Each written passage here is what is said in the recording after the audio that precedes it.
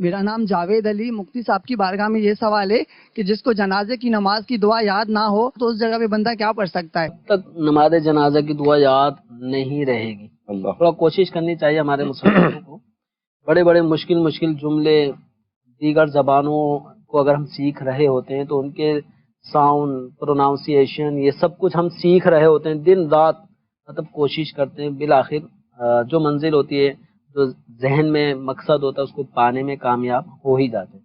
تو نماز جنازہ کی جو دعائیں ہیں بڑی مختصر سی دعائیں یاد ہونی چاہیے.